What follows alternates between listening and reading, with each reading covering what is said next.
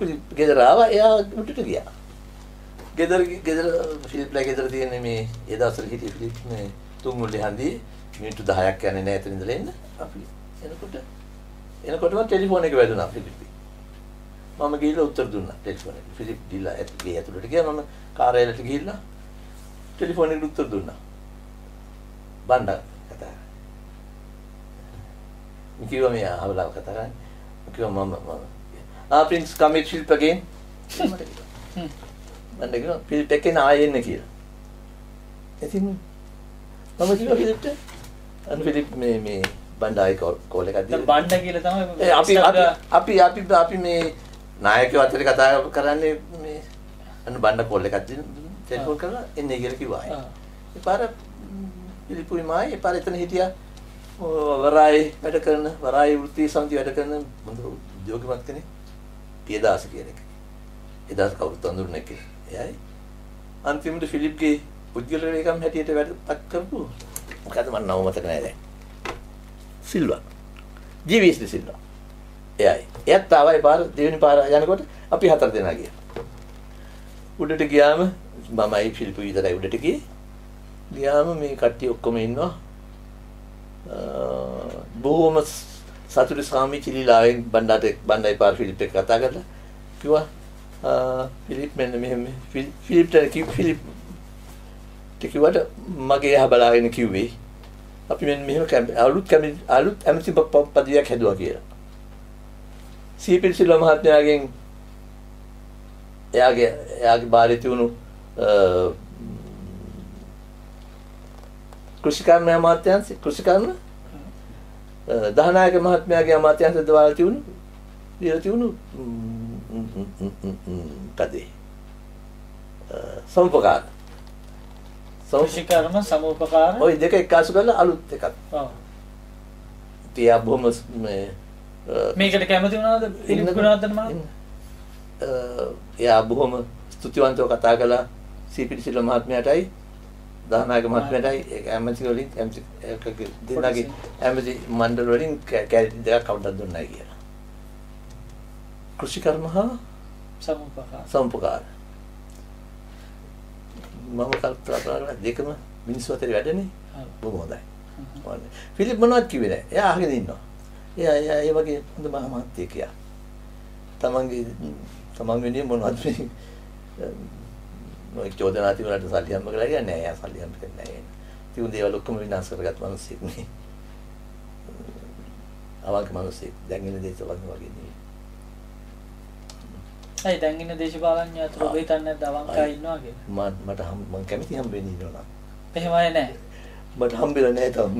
මේ ළඟදී ඒ කියන්නේ The Nation පුවත්පතේ 2009 12 වෙනි මාසේ 27 වෙනිදා ජනතා විමුක්ති පෙරමුණේ නායක සෝමවන් සමරසිංහ මහත්තයා ප්‍රකාශ කරන එක සාකච්ඡාවකදී 1971 ඇවබරි සාමුරයා ලංකාවට පැමිණ ඒ කාලේ අර දේශපාලන සිරකරුවන් බැහැදකලා ඒ පිළිබඳව එතුමාට තිබුණා එතුමා ලොකු කලකිරීමකට පත් වෙලා ඒ පිළිබඳ අප්‍රසාදය එවකට පැවති රජයට ප්‍රකාශ කරනවා මේ සිද්ධිය උඩ ඔබතුමාව ශ්‍රී ලංකා නිදහස් පක්ෂයෙන් නිරපුවා කියලා. ඒ වගේම තවත් කට්ටියක් තවත් තැනක සඳහන් වෙනවා ඒ පත්තරේ නෙමෙයි වෙන පත්තරයක 1971 දී ඔබ බණ්ඩාරනායක මැතිණිය රටින් පිටුහල් කරනවා කියලා. මොකක්ද ඇත්තටම උනේ? ඔබතුමා පක්ෂයෙන් අයින් කරාද රටින් පිටුහල් කරා? පක්ෂෙනුත් අයින් කළා රටින් පිටුහල් කරා. හැත්තිරින් රටින් පිටුහල් කීමන්නේ නේ මම 71 ඔය කෙනෙකුට ලංකාවෙන් පිටුහල් ගිහිල්ලවත් නෑ කවදාවත්. ඒ කියන්නේ ඔබතුමා හැබැයි පක්ෂයෙන් අයින් කරනවා. ඒ ඔය කියන අර කලින් කිව්ව සිද්ධිය සෝලෝ කිව්ව සිද්ධිය ඒක ඒ වගේ තමයි උනේ. ඒ විදිහ තමයි උනේ. ඒ විදිහට උනේ. ඒ කියන්නේ මාත් එක්ක සති දෙකක් විතර හිටියා මේ ඇල්බර්ට් සාමිවරයා. අන්තිමට ගියා ඒ දවස්වල මේ ලොකුම ආందోලනයක් ඇති වෙච්ච සිද්ධියක් තමයි මේ කතරගම ප්‍රේම මනම්පේ කියලා ලස්සන ගෑනු ළමෙක් නිරුවතින් කතරගම මහපාරේ ඇවිද්දලා කිට්ටුව තියෙන කරත්තකට කතන් ගිහලා වල කපලා එතෙන් වෙඩි දීලා මැරුවේ. අපි ගිහිල්ලා ලෝඩේවරින් මමයි ගිහිල්ලා ඒ ප්‍රේම මනම්පේගේ අම්මයි අම්මලා තාත්තලා මොන ගහිලා සමුගත සාකච්ඡා කළා ඔක්කොම වාර්තා හරියට අන්තිමට යන දවසට ඉස්සෙල්ලා ඒ උපසාමිවරයා රටින් පිටුවහල් කරන්න ඒගොල්ලෝ ආණ්ඩුව තියෙන එක. සාමිවරයා රටින් පිටුවහල් කරන්නේ මම නෙවෙයි. ඉතින් මේ එතකොට ඔබතුමා එම ආණ්ඩුවේද හිටියේ? මම එතකොට ශ්‍රී ලංකා නිදහස් ආණ්ඩුවේ. මොකද්ද මේ කියන්නේ ඇමතිවරයෙක්ද ඔබතුමා? නෑ මම ඒකම බාරගත්තා. ඇයි ඒ ඇමතිකම බාරගත්තේ? තද බල ඩොග්මැටිසම්. ඔව්. තදින් මම කිව්ව දෙයක් වෙනස් කරන්නේ නැහැ කියන. තේරුම් නැති වැඩක් ඒක. දැන් ඔබතුමා ගැන කනගාටු වෙනවා. කනගාටු වෙන්නේ මේ පත්තේ මේ බාර නොගත්ත නිසා නෙමෙයි ඔබතුමාගේ මතවාදය නේ. ඔව් මම කාලයක් තිස්සේ කියා හිටියා මම කවදාවත් මින් පස්සේ මේ ආණ්ඩුක්‍රම පන්තියට දියුරන්නේ නැහැ කියලා. ඒ කියලා රැස්වීම වල මම ආනන්ත කියාගෙන ගියා හැමතැනම. 70 ඡන්දෙට ඉස්සෙල්ලා මම රට පුරාම ගියා ශ්‍රී ලංකා නිදහස් පක්ෂයේ සමාජිකයෙක් හැටියට. කේවිය මම කවදාවත් ආයෙ දියුරන්නේ නැහැ කියලා. ඒකට පාර්ලිමේන්තුව ආවෙන් පස්සේ දියුරන්න සිද්ධ වුණා. දියුරන්නේ. ඇයිද මේ තියෙන ව්‍යවස්ථාවට අනුව ඔබතුමා දියුරන්න ව්‍යවස්ථාව ඉංග්‍රීසියෙන් තියෙන එක ඒක තියෙනවා මහරජාණන්ට පක්ෂපාතීත්වය දන්නේ කියලා මම කිව්වා මම දැකලවත් නැහැ. මහරජාණන් මෙහාට ආවන් පස්සේ නේද දකින්නේ. මම දියුරන්න කැමති නෑ. මම මගේ ජීවිතේ 3 පාරක් දියුරලා තියෙනවා ඔය කියන මනුස්සයාට. කියන්නේ මහරජාණන්ට මම දියුරලා තියෙනවා අධිනීතිඥයෙක් වෙච්ච වෙලාවේ. ඊට පස්සේ 70 මම පත් වෙච්ච වෙලාවේ පාර්ලිමේන්තුවට ආයෙ පාරක් දියුරුවා. 65 පත් වෙච්ච වෙලාවේ ආයෙ දිනුවා. තවත් නම් දියුරන්නේ නෑ. මේ ආණ්ඩුක්‍රම පනත ඉංග්‍රීසියෙන් තියෙන එකක් මිනිස්සුන් දන්නේ නැහැ මොකද්ද කියන්නේ. මෙන්න මම විරල විස කරනවා කියන්නේ පාර්ලිමේන්තුවේ 10 පාරක් මම විස කරලා තිනවා පාර්ලිමේන්තුවේ. ඒ නිසා තමයි අපි අපේ පෝස්ටර් එකේ නම්බර 10 නව ආණ්ඩුක්‍රම පනතක් සකස් කිරීම සඳහා තමයි මේ විනාශ කරන්නේ. ඒ 56. ඉතින් ඒ කියන්නේ ඔබතුමා යම්කිසි ආభాෂයක් ලබා දෙනවද වර්තමානයේ ඉන්න දේශපාලඥයෝ ආණ්ඩු පක්ෂයේ හිටියට ඔවුන් කැමති යම්කිසි කාර්යභාරයක් කරන්න නෙමෙයි.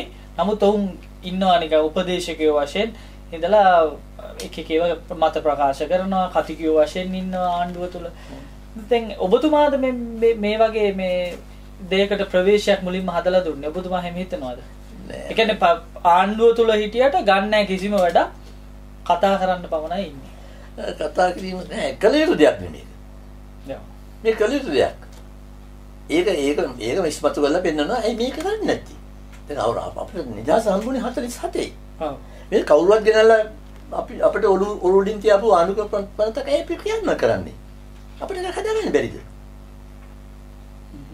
ඒක තියෙන්නේ මිනිසුන්ට තියෙන භාෂාවකින් නෙවෙයි. අනිත් ඒ පනත ඒ ආණ්ඩුක්‍රම ව්‍යවස්ථාව සිංහල පෙරාණ සිදුන්නේ මට. මමයි පළවෙනි වතාවට සිංහල පෙරළුවේ. පළවෙනි වතාවට සිංහල පෙරළුවේ 56 අපි දිනුවටත් පස්සේ. එතකම් මේ ඉංග්‍රීසියෙන් පමණයි තියුනේ. ඒ කියන්නේ සාමාන්‍ය ජනතාව මේ දැනන්නේ කවුරුත් දන්නේ ඒ නිසා තමයි මම සිංහල පරිවර්තනය කරේ. මෙන්න මේක අහක දාලා ඔයාලට ඕන එකක් හදාගන්න. අහක දාන්න ඉස්සෙල් දැනගන්න බෑ මොකක්ද අහගන්න කියලා. මෙන්න සිංහලෙන්. කියලා මම තමයි ඒක ආණ්ඩුවේ පරිවර්තනය කළේ. මම බණ්ඩාට කිව්වා අගමැතිතුමාට කිව්වම අගමැතිතුමාගේ පාට නියෝජනය කළ පරිවර්තනය කියලා. ඒක ආණ්ඩුවේ මොකද්ද මොන දෙපාර්තමේන්තුවද ඒකට කියන්නේ? ආණ්ඩුවේ information department. ප්‍රවෘත්ති දෙපාර්තමේන්තුවෙන් ආණ්ඩුවේ ලේඛනයක් හැටියට මුද්‍රණය කළා. ඒක තමයි පළවෙනි ආණ්ඩුක්‍රම ව්‍යවස්ථාව සිංහලෙන් පළවෙනි ඒකයි.